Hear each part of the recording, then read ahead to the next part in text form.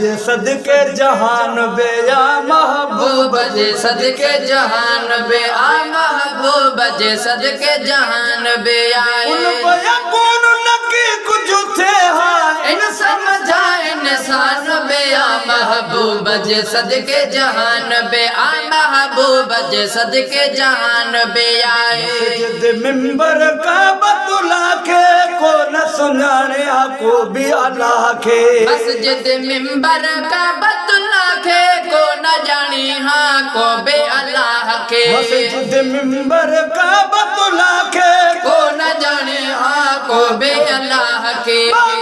सदका बेड़ो तेरे प्यो मौला लो कुर्बान बेरा महबूब जे सदके जहान बे आ महबूब जे सदके जहान बे आए उन कोया कौन नकी कुछ थे हाँ इन समझा इंसान बे आ महबूब जे सदके जहान बे आ महबूब जे सदके जहान बे आए सदके साहु मिलो रब्बु रहीम अल्लाह मिलो साईं सदके साहु मिलो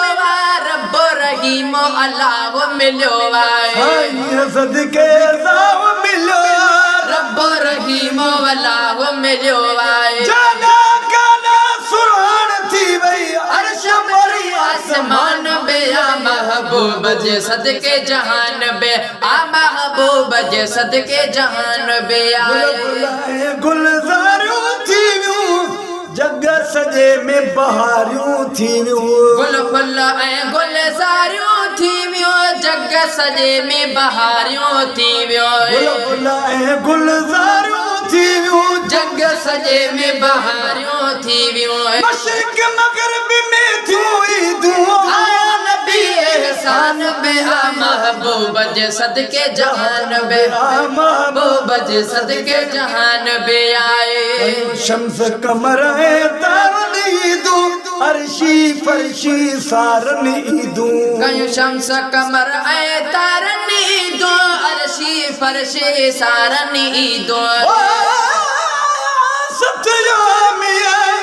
मुझा मारो जाब भोर में पसी पर पुनु जी ने होनी हठराम बेट जो गोट लती मुझे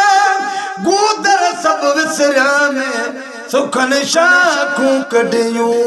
कयूं शम्स कमर ऐं तारन ईदो अर्शे फरशे सारन ईदो शम्स कमर तारन ईदू अर्शी फरशे सारन ईदो अर्शी फरशी सारन ईदो साद कथा सवे साद कसरा साद को जो सन खान बे आ महबूब जे सदके जहान बे महबूब जे सदके जहान बे आए साद कथा सवे साद कसरा साथ कुछो सन खान बे आ महबूब जे सदके जहान बे आ महबूब जे सदके जहान बे आए उन बया कौन नकी कुछ थे हाँ इन समझा इंसान बे आ महबूब जे सदके जहान बे आ महबूब सदके जहान बे आ